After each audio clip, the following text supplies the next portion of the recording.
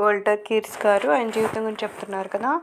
ఆయన నాకు శాశ్వతమైన విముక్తి కావాలి అని భగవాన్ని పదే పదే ప్రశ్నించడం వలన ఒకసారి ఏం చేశారు భగవాను, ఆయన్ని ఏదో ఒక క్వశ్చన్ అడిగారంట, నీకు కావాల్సింది ఏంటి అని అడిగారు. ఆ తర్వాత ఏమంటున్నారంటే, నీ కళ్ళద్దాల కోసం వెతుక్కుంటున్నావేంటి, ఆయన ముక్కు పైనే ఉన్నాయి కదా అని.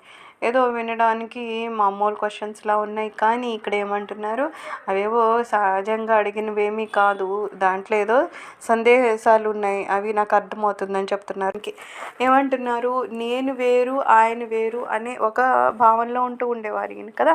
సో అలాంటి ఏ భావం ఉందో అదంతా తొలగిపోయేటట్టు వాటన్నింటినీ చీల్చుకుంటూ ఆ స్వామి వారి కళ్ళ నుంచి ఒక శక్తి ఈయనలోకి జొరపడింది అంటున్నారు. ఆయన ఛాతీలో కుడి వైపున ఆధ్యాత్మిక హృదయం ఉంటుంది కదా, ఆ కేంద్రాన్ని వేడెక్కుతున్న అనుభూతి కలిగింది అంటున్నారు.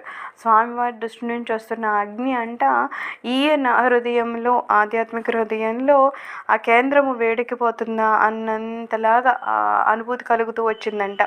అయితే మామూలుగా ధ్యాన సమయంలో చాలాసార్లు అలాగా ఆయన ఫీల్ అయ్యారంట, కానీ ఈసారి మాత్రం చాలా ఎక్కువగా అనిపించింది అంటున్నారనమాట. అదే కాకుండా భగవాన్ కూడా నుంచి చాలా తదేకంగా ఈయన మీదనే దృష్టి చూస్తూ ఉన్నారంట. అలా దృష్టి చూపించడం వల్ల ఏమైంది అంటున్నారు, ఈయన హృదయ కేంద్రము ఇంకా ఇంకా ఇంకా వేడెక్కిపోయిందంట. ఎంత వేడెక్కిపోయిందంటే ఏదో అగ్నిగోళంలాగా అయిపోయింది అని చెప్తున్నారనమాట. భగవాన్ అత్యంత శక్తివంతమైన ఆధ్యాత్మిక విద్యుత్తుతో దాన్ని శక్తివంతం చేస్తున్నారు అని అనిపించింది అంటున్నారు.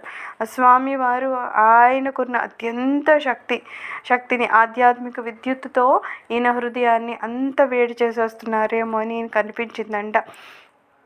నా హృదయ కేంద్రము కాంతిని శక్తిని వెదజల్లే ఒక ఆధ్యాత్మిక డైనమో వలె ఉన్నట్లుగా నాకు స్పష్టంగా అనిపించిందని చెప్తున్నారు. అలాగే విద్యుత్ పరికరాన్ని అకస్మాత్తుగా నా ఛాతీలో ప్రతిష్టాపన చేస్తే ఎలా ఉంటుంది అలా అనిపించింది నాకు అన్నారు. తర్వాత ఏమంటున్నారు వోల్టర్ కీట్స్, ఏంటంటే ఇద్దరు కళ్ళు ఒకరినొకరు చూసుకుంటూ ఉన్నాయి. ఈయన భగవాన్ చూస్తున్నారు, భగవాన్ చాలా తీక్షణంగా ఆయన కళ్ళ నుంచి వచ్చే ఆ అగ్నిని ప్రసరింపజేస్తున్నారు. ఆ అగ్ని వలన ఈయన హృదయము, ఆధ్యాత్మిక హృదయం ఇంకా ఇంకా ఇంకా వేడెక్కిపోతూ ఉందన్నమాట. అలా ఎంత వేడెక్కిపోయిందంట, ఛాతీలోని అగ్ని విస్తరించి ఆఖరికి ఏమన్నా విస్ఫోటనం అయిపోతానేమో, నేనేమన్నా కాలిబూడిదైపోతానేమో అనుకున్నంతలాగా అయిపోయిందంట. స్వామి ఇంక నన్ను వదిలిపెట్టండి అని చెప్పేసి ఈయన లోపలే భగవాన్ని వేడుకుంటున్నారంట. దేనికోసమైతే నేను ప్రయత్నించాను, నాకు శాశ్వత విముక్తి కావాలని ప్రయత్నం జరిగిందో, ఎప్పుడైతే భగవాన్ కళ్ళు నాతో కలిసాయో అప్పుడు నేను ఒక దీక్షను పొందాను అంటారనమాట. ఆ దీక్ష అనేది ఇలాగ జరిగింది అని ఏమన్నా చెప్పడం నేను చేయగలనా అంటే అదంతా కష్టం అని అంటున్నారు. కొన్ని ఏమవుతాయంటే అనుభవపూర్వకంగా తెలుసుకోవాలి. అది ఏదో ఒకరికి జరిగిన అనుభవం కూడా వివరిస్తే అర్థమవుతుంది, అంటే అది మనము అర్థం చేసుకోలేము, అర్థమయ్యేటట్టు వాళ్ళు చెప్పడం కూడా కుదరదనమాట. అందుకని ఆయన ఏమంటున్నారు, అవన్నీ నేను చెప్పగలిగే స్థితిలో నేను లేను, అది నేను మీకు అర్థమయ్యేటట్లు చెప్పలేను, కానీ అక్కడ మాత్రం సంక్షిప్తంగా ఏదో జరిగిందని చెప్తారు. అలా జరగడం వల్ల ఏమంటున్నారు, నా లోపల బయట కూడా పరివర్తన జరిగిపోయింది అంటున్నారు. ఇదంతా ఒక్క మాట ఏమన్నా మాట్లాడారా స్వామి అంటే భగవాన్ ఒక్క మాట కూడా మాట్లాడలేదు.